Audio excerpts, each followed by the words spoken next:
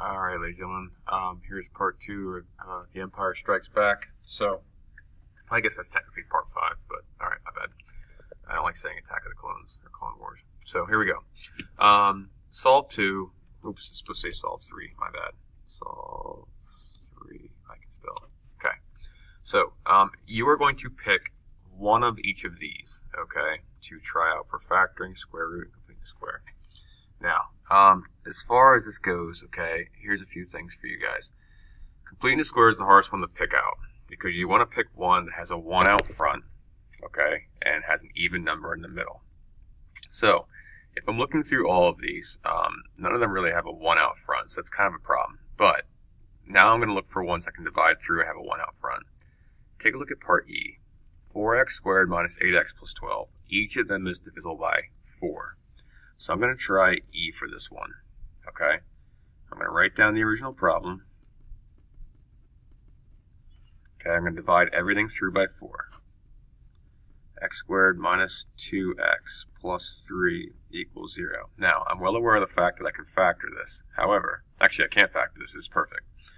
So I'm going to go ahead and complete the square. X squared minus 2x, leave a space, equals negative 3. Here's where we have to do that c equals b over 2 thing squared. So, c equals negative 2 divided by 2 squared. C equals negative 1 squared, which is 1. Okay? So I'm going to do a plus 1 here. I'm going to do a plus 1 over there. Alright, now, I know it's a real tight space, that's why I'm jumping down a little bit. I'm going to get x minus 1 squared equals negative 2. Okay, so it's the last thing in the parentheses before you square is what goes in the parentheses next to it. Okay, that's what completing the square is. You're creating a perfect trinomial that will turn to a binomial squared. Alright, I picked poor numbers here. You should not have a negative here, but we're going to let it slide for right now. The opposite of squaring something is to square root both sides. So x minus 1 equals plus or minus root negative 2.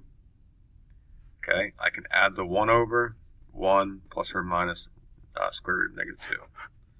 Don't forget plus or minus, please.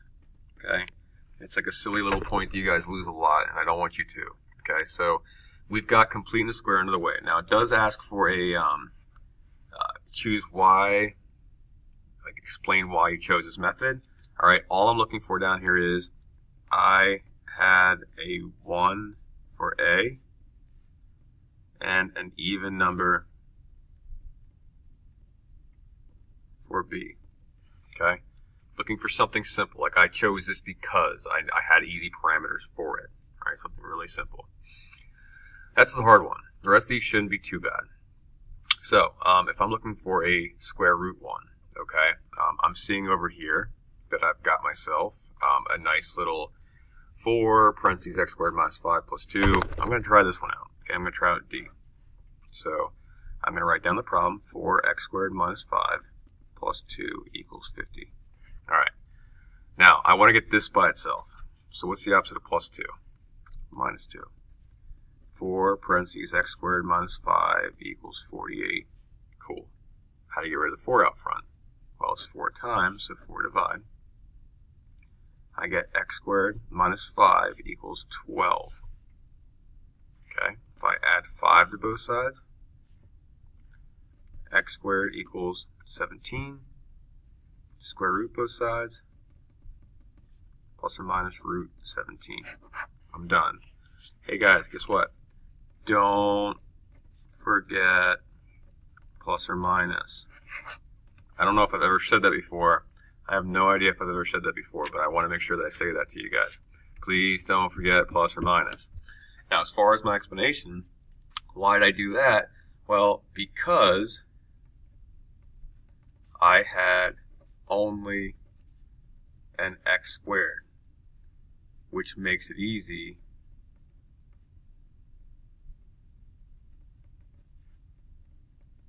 to square root. Okay.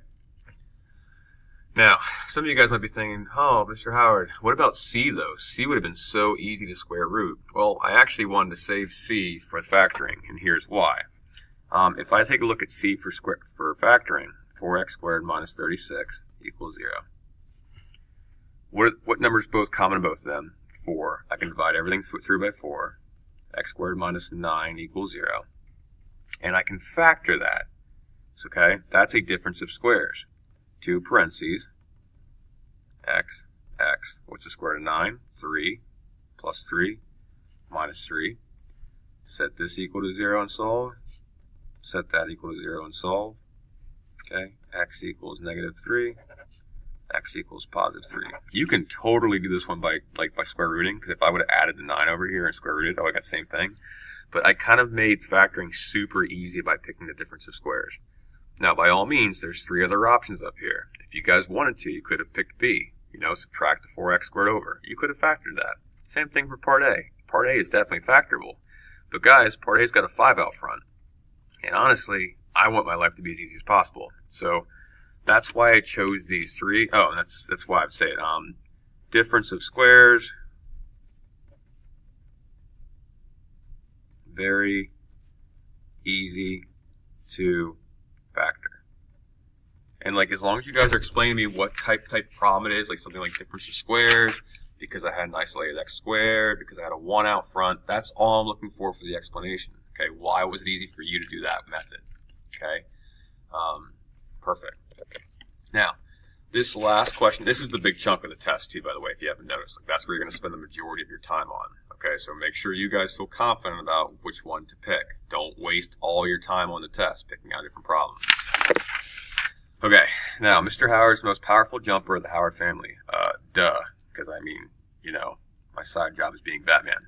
When Mr. Howard jumps, his path through the air can be modeled by the equation y equals negative 0.025x squared plus 1.1x, where x is Mr. Howard's horizontal distance traveled in feet, and y is his corresponds height in feet. How high can I jump? And then round to the nearest tenth. This is important. Please make sure you're reading directions. And how far can I jump? Round to the nearest tenth. All right. What you guys have here, this is the same problem that you had basically for your first test. I'm giving you an equation in standard form. That's standard. Okay? To find the x value of the vertex, I need to use the equation x equals negative b over 2a. All right? Everything revolves around finding the vertex. Okay? So the b in this problem is 1.1. So I'm looking at negative 1.1 divided by negative 0.025. Well, okay, I'm going to come over here. Again, proper calculator protocol. Parentheses, negative 1.1. I forgot my 2 there. Thanks for the heads up, guys. I appreciate it. Okay, divided by, please put parentheses down here. 2 times negative 0.025. I get 22. Awesome sauce. Now, here's what I want you guys to imagine. Here's an XY axis. I'm starting right here when I jump. Up in the air, up in the air, up in the air, up in the air. I'm falling back down. What we just found is the middle point, the middle x value is 22. Okay? If I want to find how high I jump, take this 22 and plug it back in. So for height, I'm literally doing y equals negative 0.025 22 squared plus 1.1 times 22. I'm using all calculator. Please don't do that in your head because you're going to really hate me. Negative 0.025 22 squared plus 1.1 22. 12.1. That means that my maximum height is 12.1 feet. Okay? That's your height. Now, please be smart about this and just think this through with me. If they want to know how far I can jump, or whatever it is that we're talking about in the test, if the midpoint is 22, how far over is it until I land? Okay? Well, if the midpoint is 22, how far over? Times it by 2. That's all it is. It's really that simple. All right? So how far? 44 feet. Done. You just doubled it. Okay? Because it makes sense that you're just literally taking off from your starting point. Okay? And the reason I can say that is because I didn't have a C here, by the way. Let me put there's no plus c.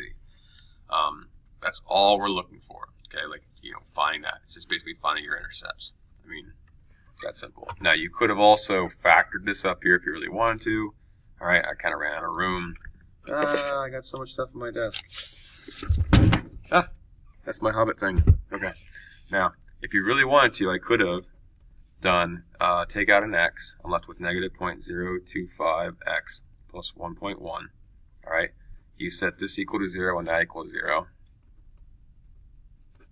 Okay, so x equals 0 and negative 0.025x plus 1.1 equals 0. That's supposed to be a point. Now, if you subtract over the 1.1, if I divide both sides by negative 0.025, okay, hang on, just check this out. It's kind of neat. Why is it doing this? Okay, so I need negative 1.1 divided by, man, this is really acting weird, negative 0.025, 44. Okay, I don't know why it's doing that. But all I'm saying, though, guys, is let's be smart about this. Pick the easier option. Do you want to double it by 2, or do you want to go through factoring it? You choose, okay? You guys be you at the end of the day. So, as always, keep up the good work, all right? Hopefully this review helped a little bit, and just remember, at the end of the day, you guys will be great. Take your time, go through it well, and as always, good luck. We're all counting on it.